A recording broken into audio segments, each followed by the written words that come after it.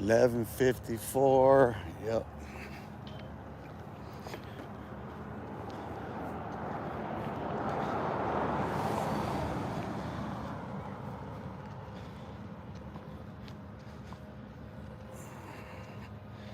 I have to. That's what I need to do.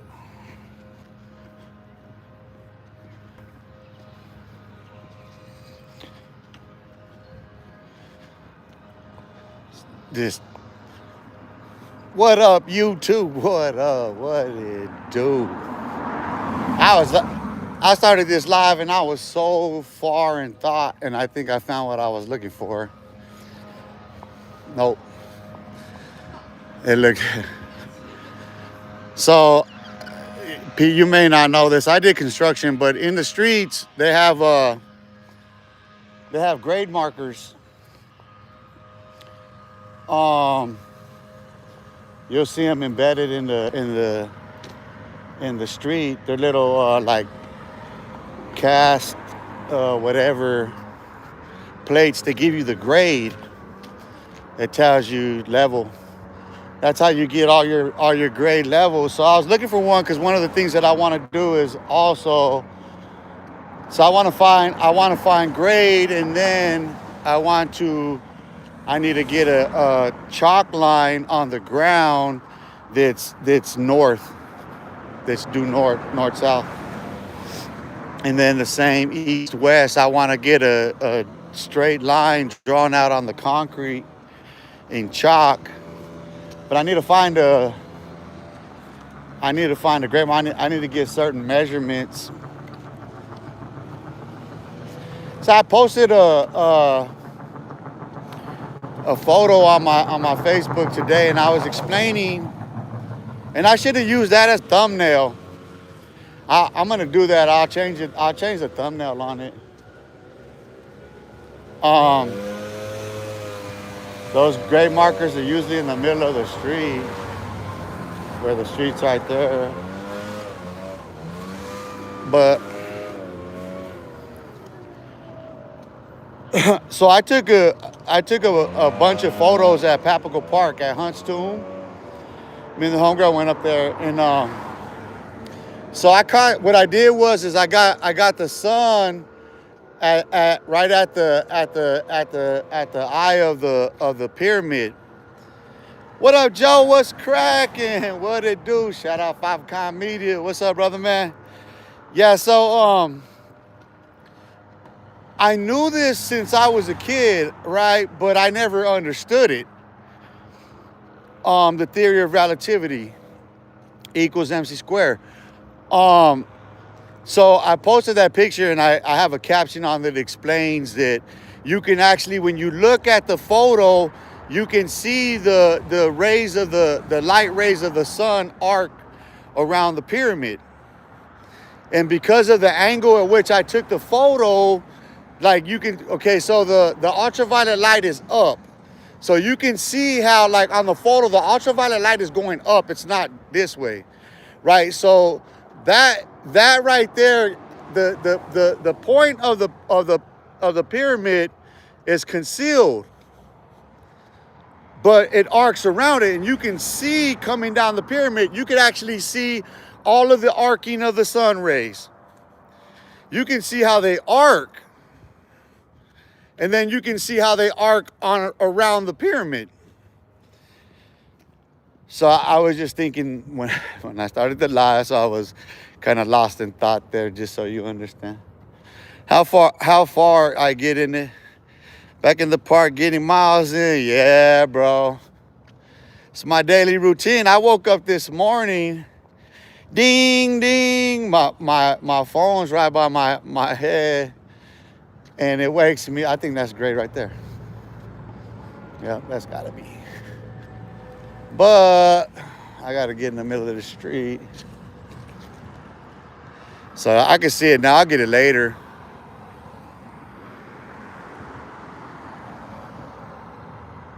That's what I was looking for right there. So like when a survey comes through, you see them in the middle of the street, they're taking them things, they got them sticks holding them up and all that. That's where they take them from to do grade. floor by floor, you gotta. That's how I was trying to explain to people that the ocean is surface level. The ocean maintains surface level on Earth.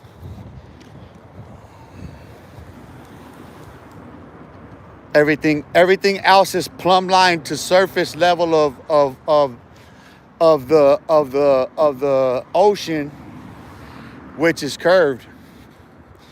So people don't understand where straight lines come from in this world.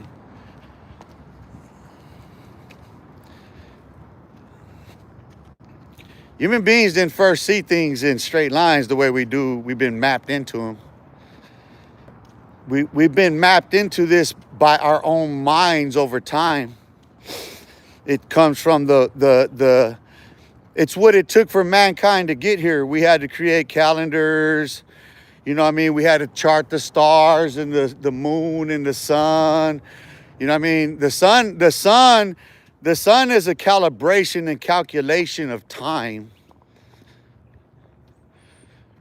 The moon is a matter of harvest. It's a matter of maturity, maturation. So like in cycles of time, going from harvest to harvest, week to week, you know what I mean? As humanity progresses, we use the insights and foresights that we have to navigate beyond, right? To get us to those pinnacles, you know what I mean? In order to, because think about it, you know, in life, if there are no roads or nothing else, we walk up grade. We're walking up and down grade, right? And then if you get into certain terrains where it's rocky, you got to climb. It's mountainous. So then the trail becomes different as you traverse it. You know what I mean? Like it becomes more treacherous, the terrain. And so, okay, when you're looking at humanity from a biblical standpoint and you're considering how the tribes would come out of that frame, right? Because there's an event, there's things that happen, right? So Cain murders Abel, but what's omitted from this story, you have to keep in mind, is that there's an Ethiopian Bible. Yo, what it do? Santos Salinas, what it do? Joe, I got myself a half day heading to rest with my sister's kids on my shirt. That's what's up. Oh yeah, bro, I got you guys in my prayer, man, for reals. That's been since we've been having them conversations about her, you know what I mean? Yeah, you know, you'll find peace with it, bro. That's the thing for me, really, like in all of it is like, is the peace and resolve that it comes from it, because, you know, I'm free to speak of it as I will, you know what I mean? But yeah, you got me touching on that.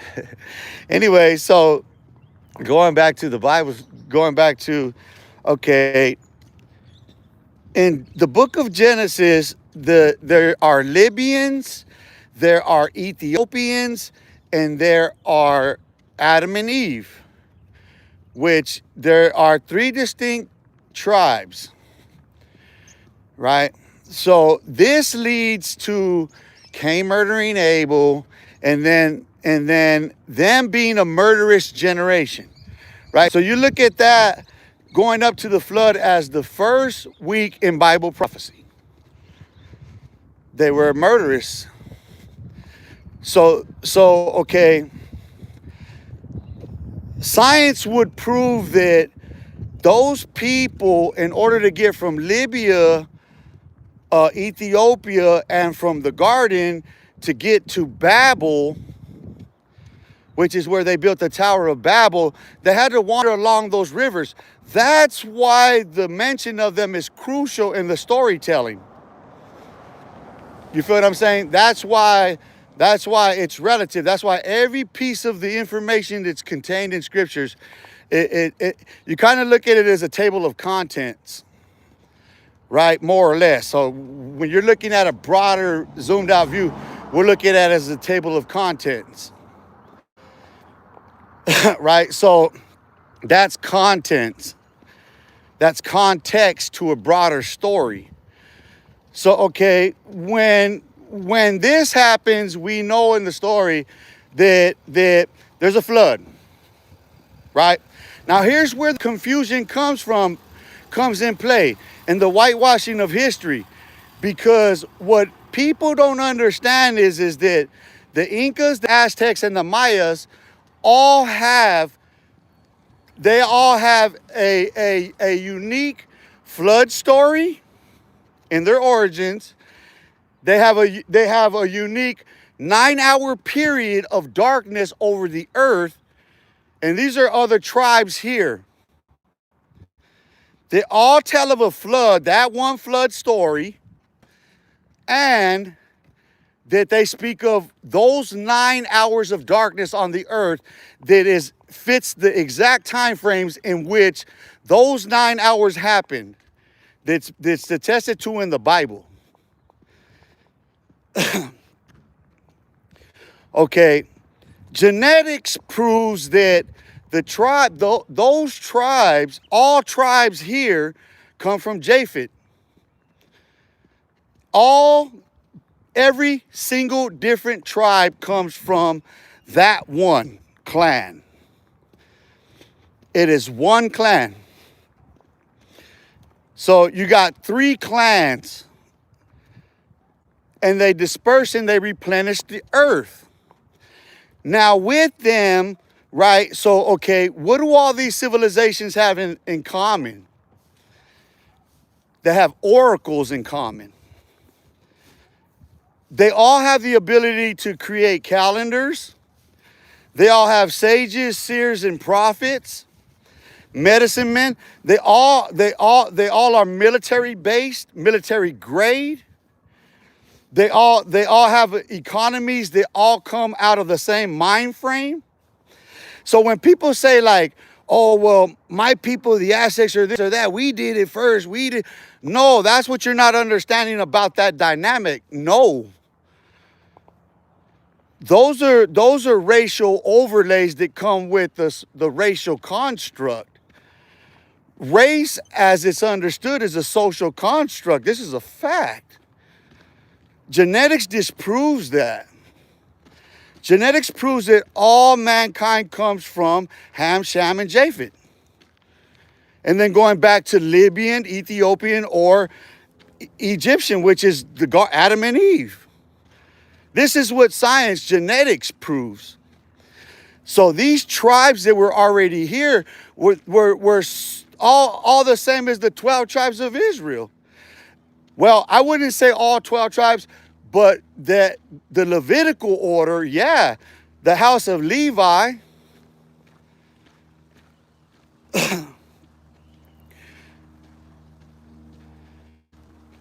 you see, and here's the thing about genealogy, right? So it's ascribed to in the Bible, right? Here's an interesting thing about it. Who are the Levites today on earth? Why doesn't any Jew on earth claim to be a Levite? Where are the Levites at? You know where they're at? They're at the highest orders of every military in the Allied forces. They are the establishment of the Five Eyes, which is overseen by Mossad.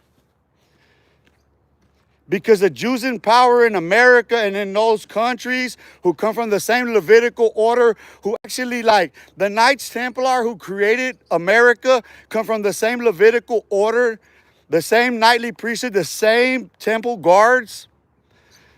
They just changed the name.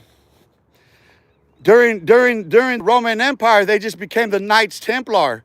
They were always the temple guard since Solomon, since the tabernacle, never mind since Solomon, since the tabernacle. The Levites have always had a temple guard to protect the vessels. Here's what people don't understand. During Babylon, Nebuchadnezzar, He laid siege to Jerusalem and took a portion of the vessels of the house of God. They were never accounted for after that. So anyone going into the Holy of Holies and offering a blood sacrifice, guess what? They didn't have everything present to do what they were required to do by law, according to Torah. So the abomination of desolation was already in place when Daniel the prophet walked the earth. And the Levites, the house of Levi, had been divided. And then the second destruction of the temple. No one's ever stopped to ask the question, who was guarding the temple when the veil was rent? People don't understand the significance of the vessels of the house of God, of the Ark of the Covenant, of the stones that contain the law of Moses, the menorah, Aaron's rod. You don't understand the significance and the value of that. There's not a rabbi on earth that can explain that to you. I know Christians don't seem to grasp that. But you go and build temples on earth and you call yourself after a name of a God, right? You call him Jesus or whatever. I believe in Yeshua too. I have the blood of the sacrifice too, but I keep the Torah. I practice, I preach, I teach the Torah. There's a difference. So I do have the blood of the sacrifice. Not just in theory, in practice and in truth. Because the blood of the sacrifice is supposed to sprinkle the stones on Yom Kippur. There's a day of atonement that God requires a blood sacrifice for all of the sins of the world. But we ain't giving it. We just saying that it exists somewhere. It's on me. The Christians say it covers us. No, it covers the stones. It covers the Torah. Repentance means to return, to turn to. Translation, turn to. Law, Moses, read, subscribe. Otherwise, you're blind. Blind leading the blind, having itching ears, seeking for yourself false teachers to tell you what you want to hear. Sons Salinas, if all you people are going to add people is ignorance, you get whacked. If you have some knowledge, go ahead and drop it, but be respectful. I appreciate that, Santo. I appreciate that 100, dog. That's why I had to make sure I sent you a link today, dog. I keep forgetting to send you a link of all people. I got to have the I gotta have the jackhammer. The other ones, they be coming like some machine gun. Santos comes with that, you know what I'm saying? He put that big mallet down. He put that that's that judge hammer. Order in the court, order in the court, order in the court. You heard what he said? Yeah, I mean, we're trying to carry along here in the conversation. You know what I mean? If there's something to question, or you know what I mean, like, then we can do that. But all of the rest of it, I don't. You know what I mean? I get that it offends many people. I get that the truth is something that most people won't ever want to hear. But it's relative to who I am. It is what I am. I owe it to God that I have the ability to come on here and speak. So why not speak of God himself and all that I know about him? Well, that's good. I'm going to go do that shit today.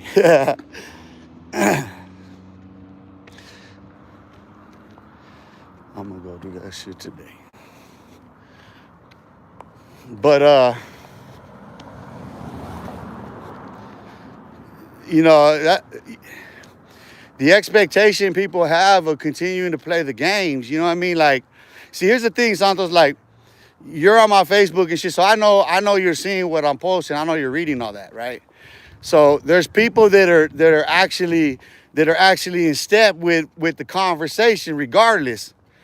You know what I'm saying? Like, even where you would find disagreement in anything that you've read or whatever, you know what I mean? Like, you're in step with where I'm at and what I'm putting out there. So the conversation, anything could be questioned, and you know, it's relative to that. Like you said, with due respect. Because any question that really is trying to get an answer, right? Like you don't know the answer to some shit, then that's where we really have fun with it. You know what I'm saying? These clowns can't come with plain knowledge. They have to interlace their ignorance into comment. Right. I know exactly what you're saying. That's, it's what the serpent did in the Garden of Eden. You know what I'm saying? It's that. But here's the thing. Listen. If you wanna inject a legitimate question, right, or a legitimate belief, then the only way you can do that is by question examination. But like I said, like people want. Okay, here's the thing. People will ask a rhetorical question. People will ask a rhetorical question, and like you already know the heart of the matter, like you explained. Let me send this for another one. They keep texting me.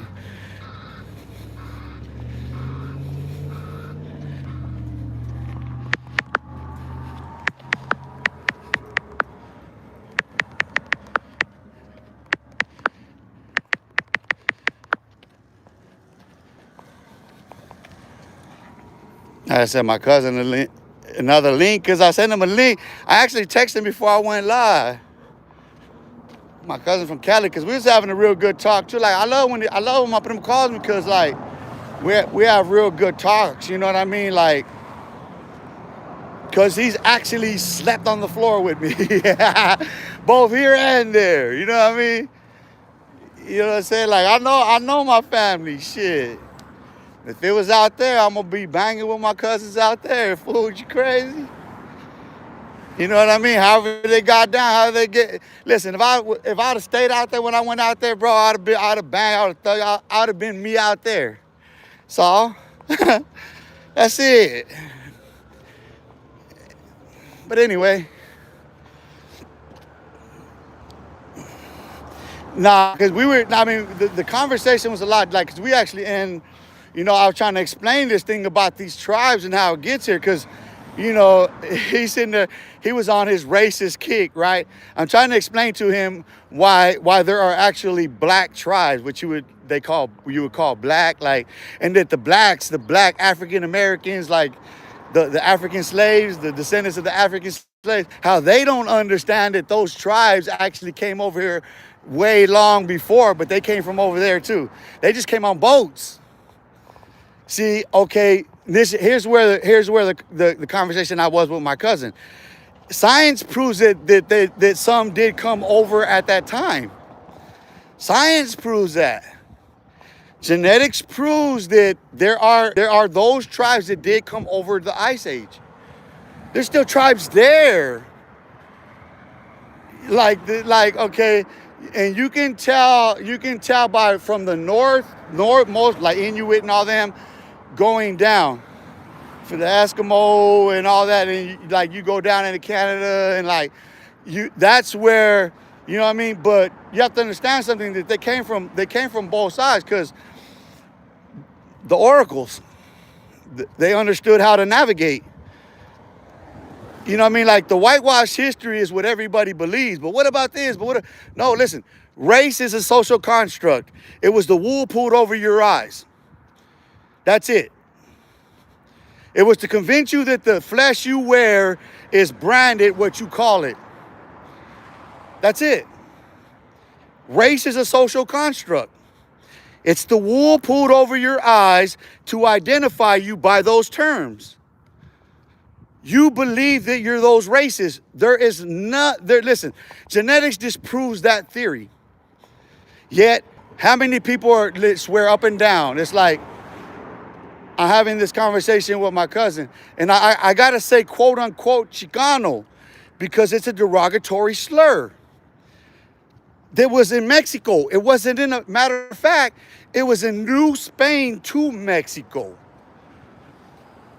The term fucking Chicano is applied in New Spain by the elite Spaniards who called the rest of them the mestizos, because there's a caste class system that people were overlooking. And that upper class that were Spaniards that, you know what I mean, them ones that were actually Knights Templar, they were all from the same knightly orders, dude. First the Spanish came, and then the Portuguese, and well, the Portuguese were pivotal to the slave trade at the time. But so once it's full swing there, then they start here. But the Knights Templars had already arrived here.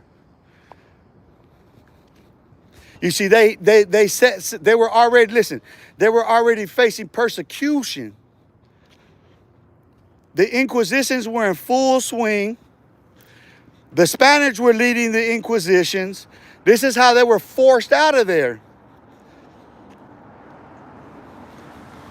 It was those knightly orders that were actually executing the people. You have your Jesuits to educate. You have your Hospitallers that tend to all of the medical and all of that, you know what I mean? Like all of the hospitaller needs, which even include economy. Blue Cross, Blue Shield, all this shit comes from them.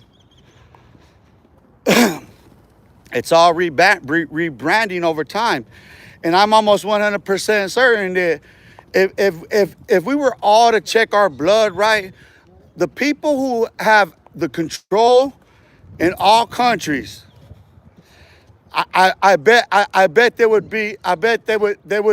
would divide in two ways.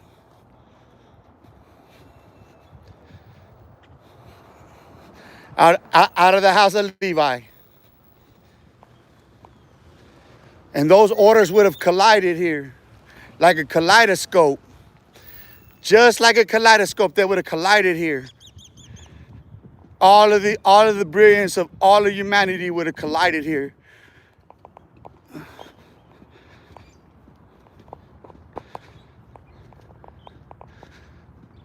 But that's the thing, like, trying to get my cousin to understand like the difference in content of character between us and them.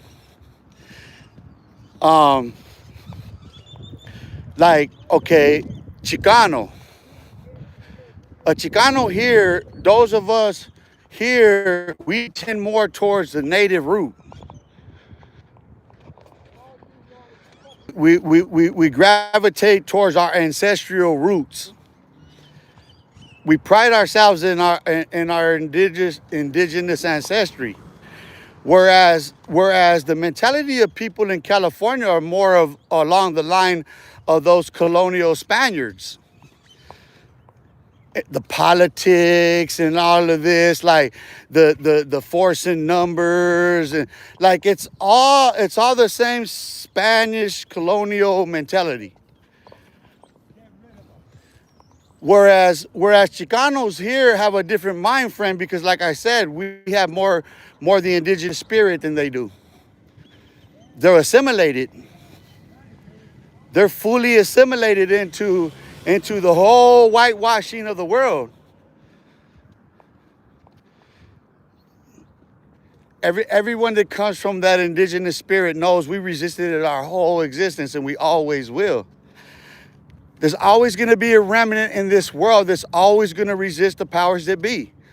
There's always going to be those who are enlightened enough to stand up and raise up the rest.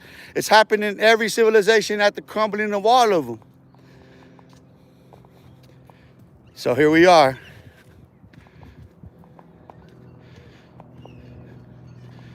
I want to repeat what I said. Race is a social construct.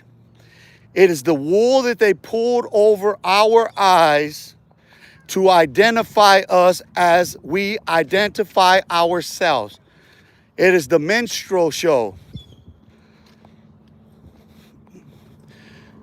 Paint your face in song and dance, and then the people will emulate it.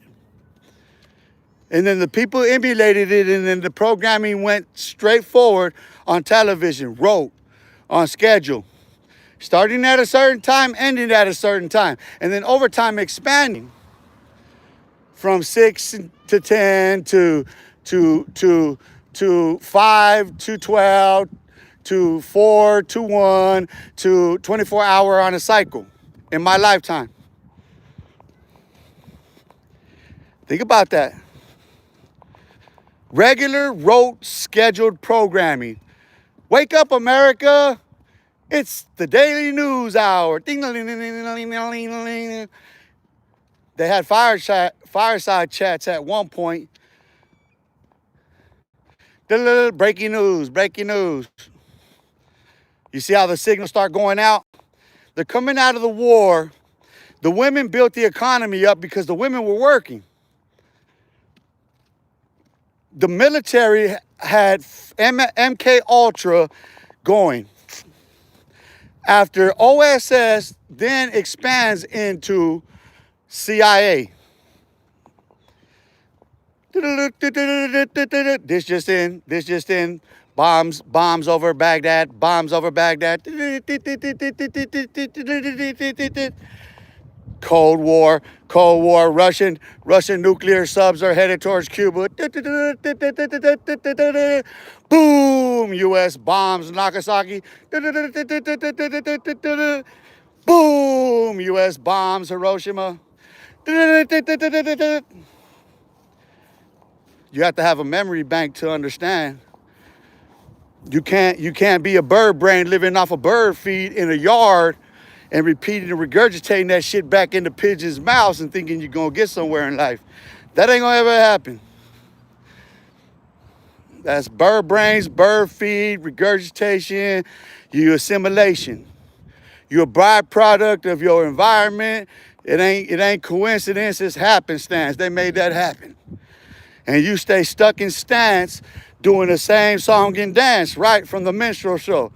Acting the ass just like you do when they painted their faces that color, and they act like you do now. But this is after they gave those dudes back then jazz and put them on a TV. Yeah, after they got the first of the house Negroes to go do song and dance for them, while they were still doing this to them with the black faces.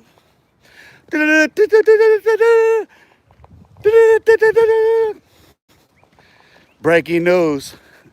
Violence erupts in Bronx. Violence erupts in Brooklyn. The black and the brown man are at it again. They're violent. They're killing each other. Look at them. They're rapists, thieves, they're murderers, they're armed robbers. We gotta lock them up. Start forcing us over here. Promise of a better life. Boom, take all the jobs. Move from there to over there and pull the fucking rug up under them. Let me get some jobs.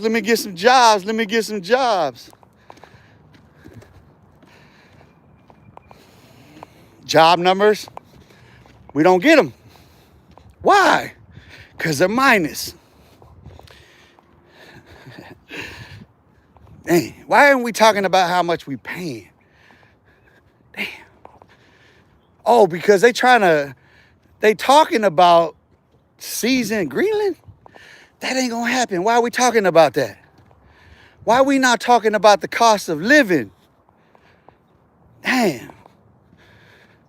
I understand why this year's turning out so violent here in the valley already. In Phoenix, in the valley. I know exactly why. There's no jobs and the cost of living is going up. But it's cool because they're going to keep the gas prices down so they can keep you in motion. And that's where you're deluded into believing you're going somewhere. Not while the U.S. president is trying to rob the bank, meaning he's trying to take control of the Treasury. Ooh, that's not good for our economy. Tariffs, oof, proving not to be good for our economy. War, Oh my God, who does that favor? I mean, we got to be realists in this day and age, and we got to quit playing politics with ourselves. We got to quit thinking that them people got the answers to the problems when they ain't. None of them ain't presenting no solutions. They keep presenting the problems. How about we start with taxing? How about we start with taxation without true, real representation here in America? And let's start looking at what taxation without representation really is in this day and age. When we don't have no decision over our money at this point. Because when the United States president is playing with the Federal Reserve as he is, guess what happens to your money in the bank, in savings, in loans? Guess what happens to your retirements while the United States president is playing with our economy in the fashion that he does? You think you got a retirement? I just went for your nest egg because he did. While you're driving around feeling still comfortable because it hasn't affected you yet, consider the outcomes. If we continue at the rate and the trajectory that we're headed, our economy, the world, we're headed towards war. Our economy's breaking. The cost of living's going up. Taxes are increased based on tariffs because we pay indirect taxation at the register. All taxes fall back on consumer, in case you didn't understand economics.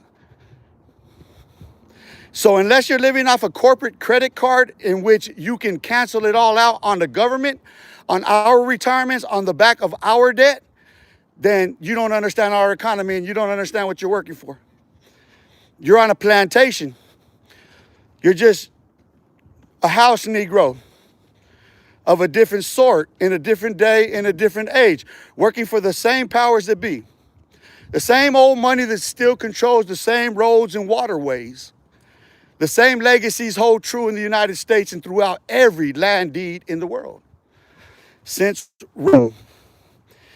You know, the British have that island because the crown has that coastline.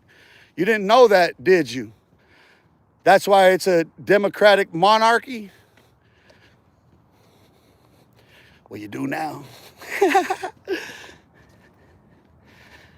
I mean, you just got to pay attention to history. But I get it. You know, in life, we have to live, right? So we fall into the ways of the world, no matter where we are in life and what we're led by. I'm going to suppose that all people in the world are good, right? I'm going to suppose that all people are good and that God gave us all these incredible gifts to serve one another by, as any tribal community that has no need of filthy lucre. That a community that hunts and gathers for itself, that can build and provide for itself because the community is there to do it when it's needed. It's called commerce. It's called an exchange of commerce, bartering and trading. Where medium is only, where money only becomes a medium of exchange out of conveniency and expediency. It's not a necessity. Labor is all this is necessary to provide what is necessary in order for every human being to subsist and survive and live and be at peace and harmony and one with one another. But so long as we are of a hierarchy, and believing that prestige and what we possess matters more so than the condition of the heart in mankind, then it's going to continue to grow cold, as the scripture says. And the coldness of the heart is the distance that one another is from one another. No one wants to reach out to help one another's hand except for in those smallest of communities. In your churches, your synagogues, your mosques, so on and so forth. But yet to the greater community, what do we give of ourselves? Right? Do we give 10% to the community of what we labor for? All of us, every human. Let's give an account to the wealthy first. If you're billionaires, do you give 10% of what you labor for annually? Now let's go to Torah regulations. If we were all to give 10% of what we labor for the greater good of the community, which was done for the Levites under the Levitical priesthood. Yeah, we see how long that lasted even in that community, right? Amongst the 12 tribes, huh? We see how the house of Levi was divided.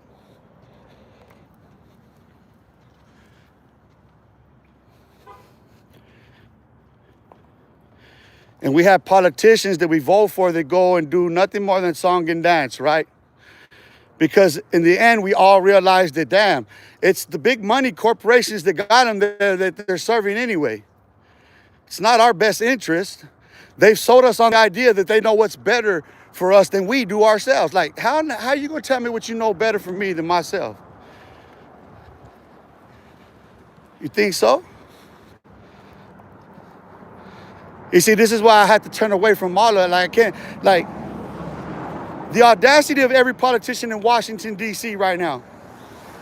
When you're taking lobby money, when you're taking corporate contributions to write legislation that cross-cancels other Americans' rights, yeah, dude, that's all parties in Washington, D.C. That's all bills being passed.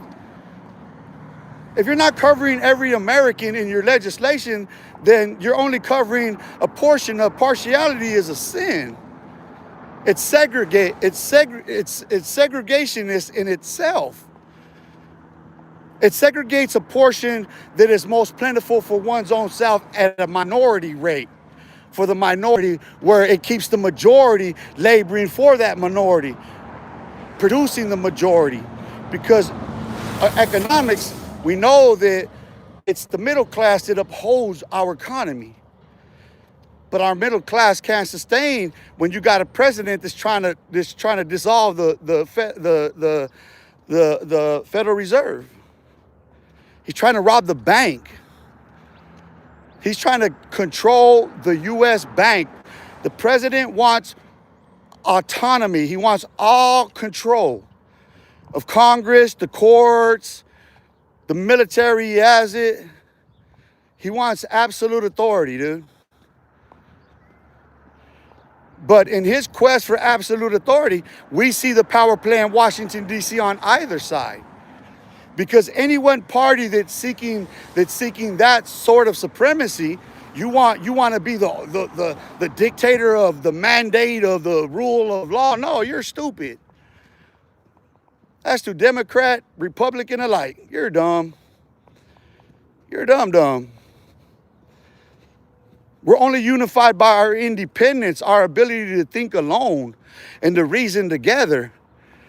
Because when we can think alone and reason together, then that's unifying. Everybody has reason for themselves that, you know what, this is right for everybody, and everybody agrees. Not a portion that's only placating and pandering to a portion of American society, LGBTQ, black, white, brown, whatever. Just all demographics that were designed by our government to begin with. They put us in those categories in order to keep fucking fighting for the same cattle. All that is cattle branding, dude. Those demographics, those labels that you apply to yourself, that you brand yourself as cattle. Being Democrat, being black, being white, being whatever, all you are is cattle to them. You are cattle because you are a statistic. You are part of a labor force, period. You're going to go out there, you're going to get their money, and that's it. The U.S. military is in command of this shit. The founders of the United States are Knights Templars. Every last one of them. General George Washington was a 32nd, 33rd Scottish Rite American. First American Order, Scottish Rite. 32nd, 33rd degree Mason. It's in all the photos of them. Everybody there with them were all part of the same. So where their families at? You know they hold the largest stake of claims in this nation. They would have to. But who their ancestors are, they would hide themselves in the same fashion. We really wouldn't know.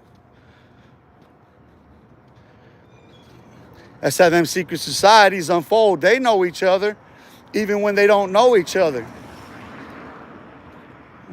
We'll never know how it falls through the traps. Let's just to use an example, right? Somebody doesn't know they're a relative of General George Washington. They homeless on the streets, or they thugging, they in the hood. They end up in the system and they take a blood test, and that test goes trace, and he's one of them. How you think that court's gonna play out? And motherfucker wouldn't even know. Just by a blood right. By a blood birth right of liberty, of freedom to do as you please. The Knights Templar had an order, so did the Levites, the Levitical order, the guard of the temple, the Levites, back at time where it was a tabernacle. They had an order from God, a divine order to kill. It's in the scripture. Anyone that would transgress those bounds, they were ordered to kill. There's no questions. That is the ultimate elitist of death squads this earth has seen. You know, and people look at, you know, let's say like warlords like Genghis Khan. What's to say he's not of the same bloodline? We wouldn't know. You understand? And then obviously, I mean, what we do know about him, we can understand the divine guidance in which he wandered in life as a warlord. No one sheds blood like that. No one gets a legacy left like that in humanity if you don't fucking impress God. You impress the one God. When your name, listen, when the blood that you stain this earth cannot be removed, Aztecs, Incas, every empire that shed blood like that, made blood sacrifices and shit like that. That's why their histories can't be washed from the earth. The rest remain in ruins as it's described in the Bible. Take Sodom and Gomorrah, for example. Like that place remains in those very ruins. It's a sulfur mine full of dung. It's dung hills and sulfur mine. And they understand that it was a volcanic eruption that, just like that.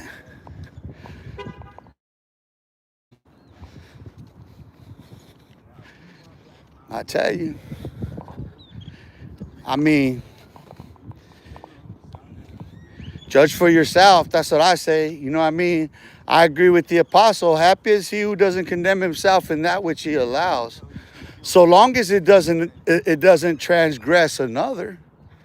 Right? Because as he said, if a brother or sister come to me and say that I shouldn't do that because it's sacrifice of blood or whatever, that person being of a weaker faith, then I'm going to consent to that. I agree. I can't. So he won't.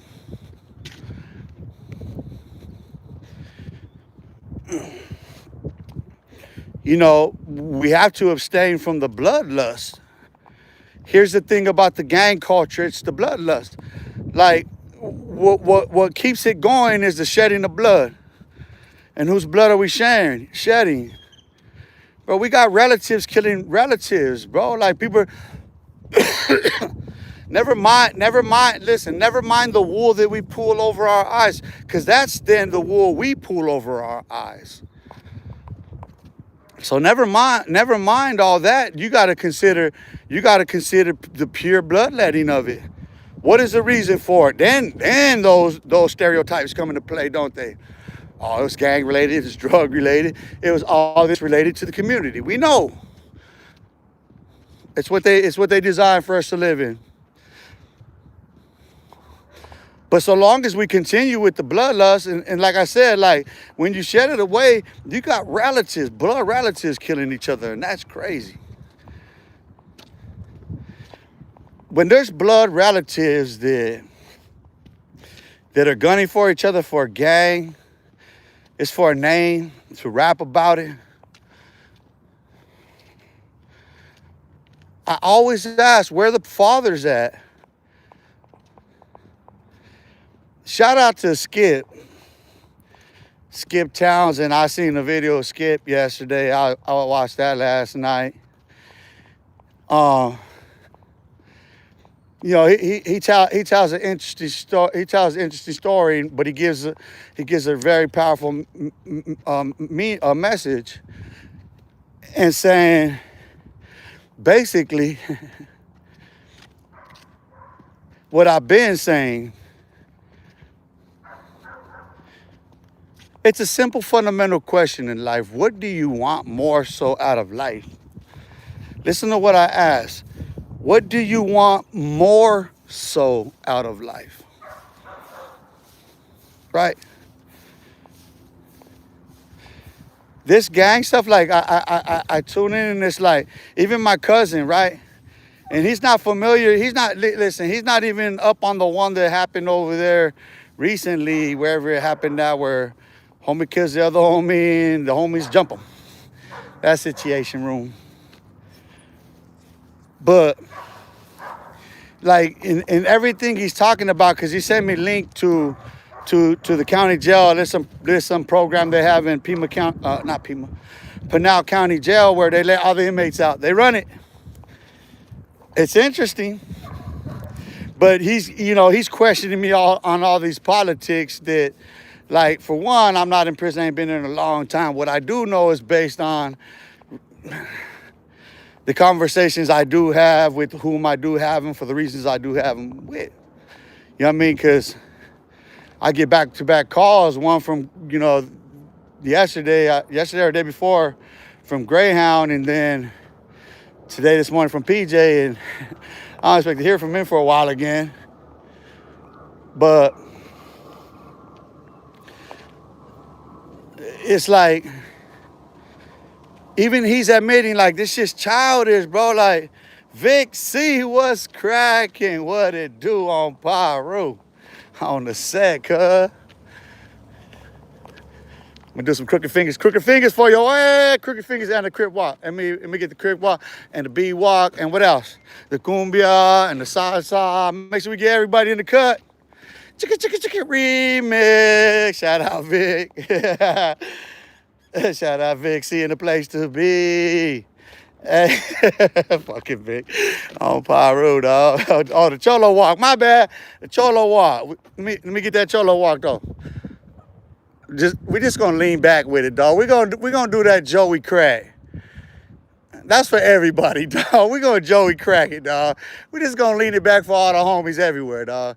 Just lean back one time, dog. You know what I mean? Hit that Joey crack, dog. Lean back, homie. Chill, man. Pause on all the shit for 1 minute. Let us reason amongst ourselves, gentlemen.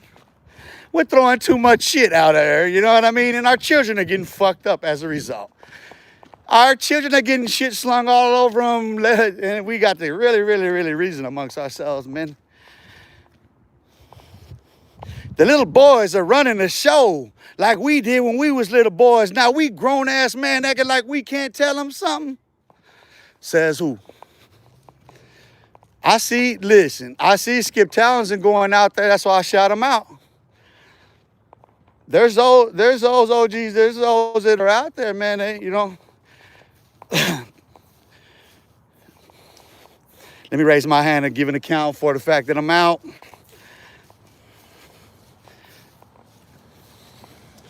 Shout out to all the little on the front line, getting it in, trying to earn a reputation, make a name for yourself.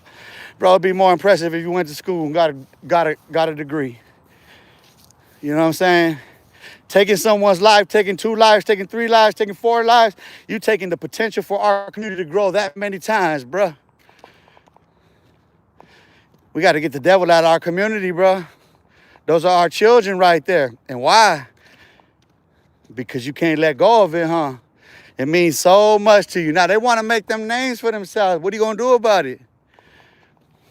You going to go out there and be passive with them? You're going to go out there, hey, let me tell you a story. It ain't going to end good for you. Yeah, I knew that too. You knew that too, stupid. Listen, and this is the funny thing about all these mental hosts. It didn't work for us, but you're convinced you're the one. You're the chosen one. Think about that shit. All of a sudden, each one of these dudes is the chosen one to bring forth the message that's gonna end this. Like, these stories right here, this is the kid. No, bro, it's not like that, dog. It comes from you people your age getting with others your age and older and going out and taking over the parks and the neighborhoods and shit. That's what you do. Go stand out there. Quit being on YouTube all day. There's too many old heads be inside too much. You living off vainglory. You talking way too much about has-beens. You know what I mean? And you trying to highlight them wannabes too much. And come on, man, that's really what it is. You can cloak it in any kind of storyline you want, any narrative, any of it. It doesn't change what is real.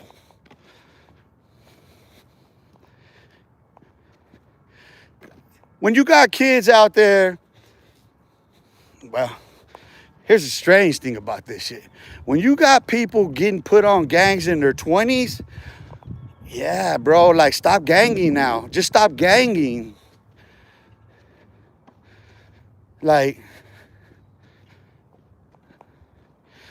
no, bro, listen, this gangbanging, you don't put work in on the playground. You know, reputation. Where you come from? Let's do that. Let's do this. How many of us got our reputations on the playground? Junior high and shit. Thumping. How many of us? I want to, you know what I mean? Like, let's start sorting out the boys in a minute. How many of us, we made a name for ourselves fighting? We were known to scrap. We're known to scrap and we're known to stab your ass. And this is as kids. G-Town, Texas, what it do? Grown man gang banging. I'm knowing, bro. Okay, so, and I'm going to get to something with all this, bro. Listen. Those of us that earned our reputations on the playground, we carry we have a certain pride about ourselves. When it comes to the gang culture, because oh man, this is beautiful.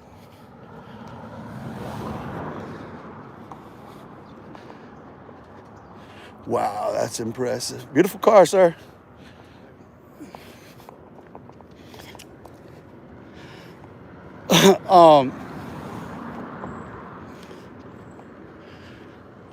So now, generation after generation, this is how it goes. Because we're all unruly youth. This is why I always point back at the parents.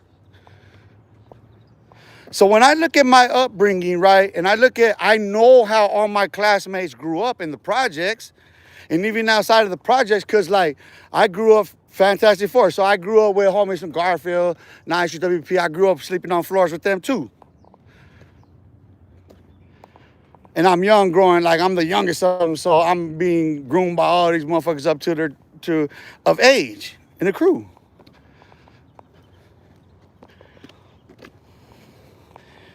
So I know, like, okay, it's like I was telling my primo, okay, it's different here than it is in California because we don't have as much people. Understand that. Okay, from those playgrounds, we go to Adobe Mountain Juvenile Institution. That's where you get your reputation then transforms. Right? When you start going to JCC, to AMJI, PMJI, CMJI, you're different. You come back on the block different. You got out the pen, bro. You carry a different burden on your shoulders. You got some tattoos now. Striking it up, it's different. You're linking up with homies from this side, that city. Homies is linking up and psh. That's how we all know each other. Don't we Mountain hold what, like 350 people? 300 people? The juvenile facilities house like roughly that, from 100 to 350 people, 150 to 350 people. And your reputation precedes you because you come in there for what? Murder, child molesting, rape, armed robbery, burglary, grand theft auto. You get an LCG, length confinement guidelines, 90, 180, 270, 365. See, that's talking, that you gotta be my age, and you gotta have been there to understand what I'm speaking on. You know what I'm saying? When I say EBT. You know what I'm saying? When I say LRD, because the EBT ain't these snap cards. EBT, to those of us who grew up on the mountain, that's an early bedtime, homie. We were saying EBT before they came out with the snap card. Homie, you got put on EBT. See, we used to say shit like that out here. Homies got put on EBT on these streets. You got an early bedtime, you got knocked the fuck out on the streets. Homie got an EBT, dog. He got knocked the fuck out. That's how we used to talk back in the days. He got an EBT. He got knocked the fuck out. So, like, you got to consider that these kids, right? But now in this day and age, you got full, listen, dude. You got, listen, that's what they're getting on. They're getting on, they're already of age, dude.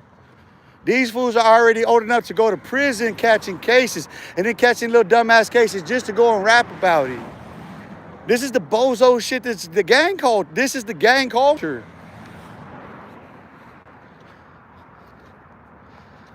You know what I mean? Like,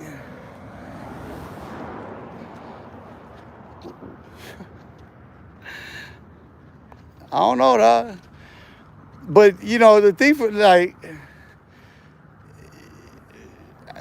none of us are going to make a difference. None of us are going to make a difference doing nothing.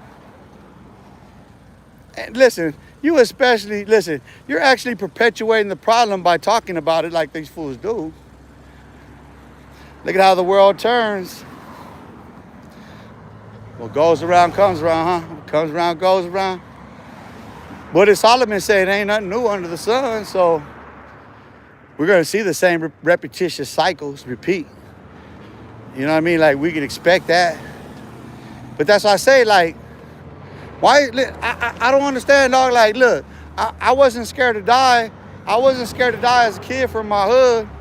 I wasn't scared to die. I wasn't scared to die as a kid for Fantastic Force when I was breakdancing.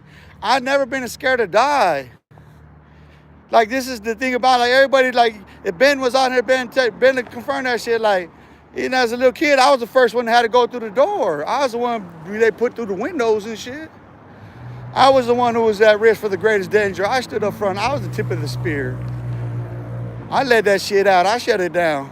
I closed it out.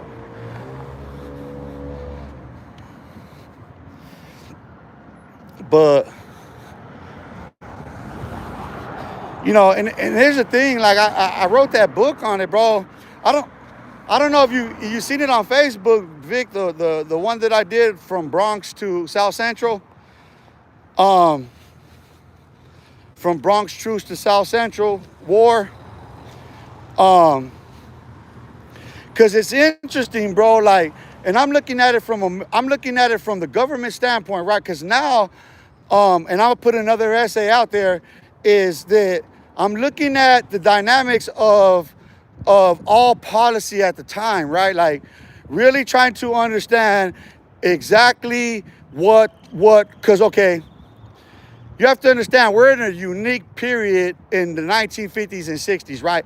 Because there's a divide in Congress, right? There's a strange divide in Congress because, you know, you got to think about it. going into World War II, World War I, World War II, you go from the 15th Amendment to the 19th Amendment. So we add the 15th to the 19th Amendment in that time frame, right? So you have to understand, an amendment to the Constitution, to the Bill of Rights, is uniquely different than any particular law that's passed ever. It's an amendment to the Bill of Rights. So, okay, when you consider, okay, that the blacks have been, the Emancipation Proclamation, and then women's suffrage, right? So women are able to vote, and then going into the war, the women were on the labor force, right? Women held up the U.S. economy during the war efforts. So after the dust settles, after the dropping of the bombs, and they come back after the Korean War, like in the 1950s, there's that, like I said, there's these political debates over the freeing of the slaves, you know what I mean, over women's right to vote, you know what I mean, like there's the Democrats and the Republicans are divided, you know what I'm saying, like there's a lot of fucking politics, bro. And so you got to consider how they reasoned amongst themselves what should be done with the population. So the television is just coming out in between the wars, right? And it's used as a signal. It's used as a military, as a point military signal to alert the public, the population, in the event of an invasion. You have to understand what television sounded like, and go back and watch some of them old footages from back, them old news reports and shit from that time.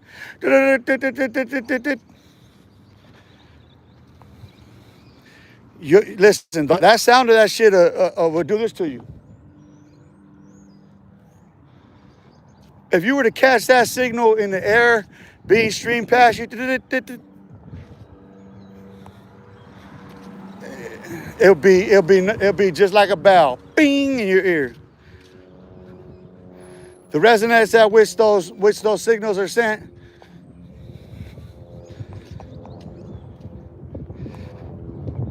the hurts. It hurts. Listen. They understand how to use like the photo rays, like. Geography plays a part in mental health. It does. Geography plays a role. Like, people, think about it. I'm from the desert. So, okay, exchange me with the Eskimo from Alaska, right? The Eskimo got to come here for the summer, and I got to go there for the winter. That's the bipolar opposite extremes we're talking there. So consider that. Consider how unbearable a winter would be for me in Alaska, and how unbearable a summer would be for an Eskimo born and raised there. See? It affects, like, how we think is predicated upon the terrain. I ain't seen no ocean in my life. You know what I mean? Like, we got palm trees. We got plenty palm trees. You know, we got river, we got mountain water running down. So we understand hydroponics and hydro, electro, and what people don't understand is that the Holcomb had electricity when they were here. They generated electrical power off the water running downstream. They understood that. Everybody understood a fucking water mill. Everybody understood a water mill generated power. I think they understood that back in Egypt. Never mind. Electricity comes from that guy. Yeah, that's that whitewash history on. Vic, I love Phoenix. Yeah, me too. Phoenix is beautiful, honestly. You know what makes it too, like it is, like geographically it's beautiful, but what makes it beautiful is the diversity of the community. Hello. Like truly because I'm native Phoenician, I'm from here, I'm born and raised, but we're outnumbered like 12-1. And like there's just so much people coming from so many places. You know what I mean? Like, but from America. And that's what I love about it is like that diverse. We have people from all over the world, but there's more like, you know, New York and California and LA, you guys have like these subtropical terrains like Chinatown and Koreatowns and stuff like that. We ain't got it like that.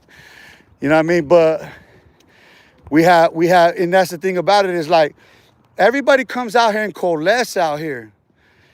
Right? Like people, it don't take nobody long. Listen, it only takes one summer. It only takes one summer for any person to come here from anywhere. If you get through that one summer, you already know what to expect. Like, that's the thing. It takes that one summer. Once they've been here and like they live here, they say they're from here. Dead ass. Like if they moved out here, they made it that summer, they start calling this home. Because I ask people, where you from? You know what I mean? Where did you migrate from? And you know, I'm from Chicago, or I'm from LA. Well, we could tell people from LA because everybody from LA wears an LA cap. You guys, people from LA stand out because you're the only ones who are going to be out here with an LA cap.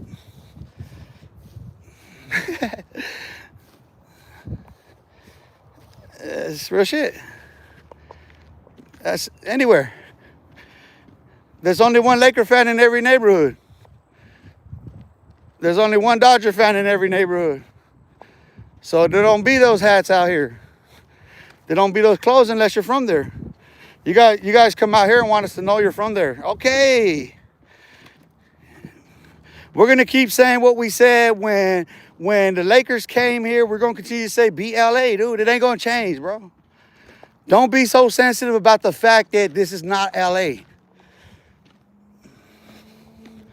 Don't be sensitive about the fact that we're going to continue to say BLA because I'm going to be at a baseball game and it's going to be the Diamondbacks and the Dodgers. And I'm going to be there and I'm going to be with Ben and I'm going to be taping that shit and I'm going to say, beat LA.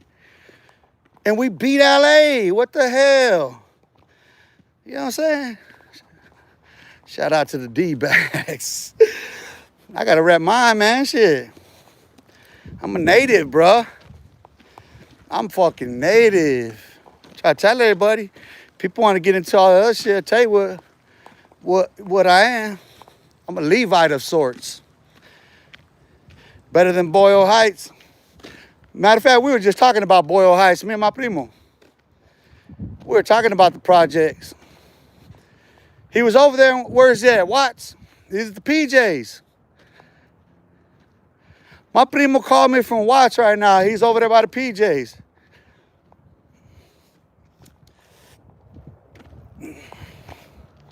Dead ass.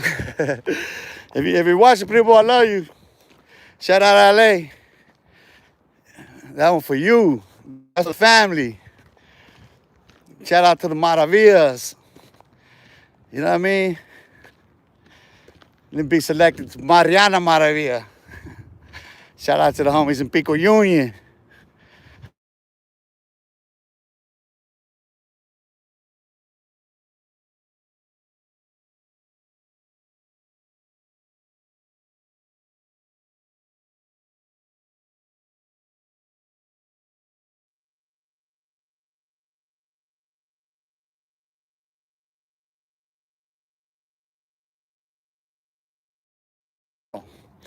Let me know if you can hear me. I know you couldn't right now. I just had it on mute, but I don't know if you can hear me because when I take calls like that, the audio cuts off.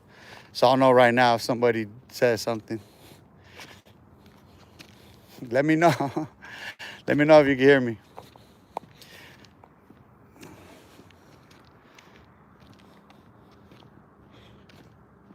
Somebody do it real quick. Well, I got like a 1 minute delay. It shouldn't be.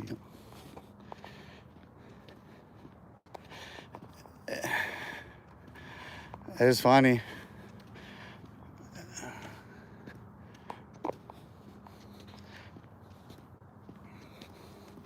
I'm a see. I got that call got me distracted now, man.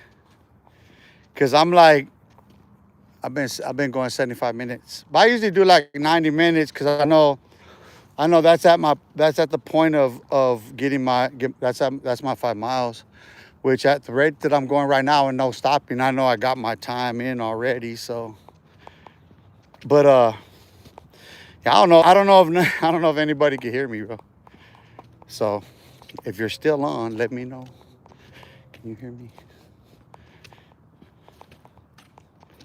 Because otherwise, I'm just gonna end it.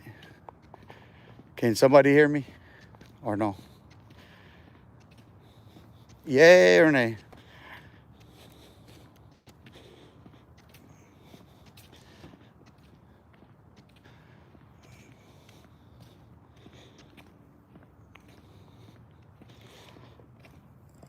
I'm not gonna waste my breath if nobody can see me. If nobody can hear me, I'm just waiting for somebody to say yay or nay.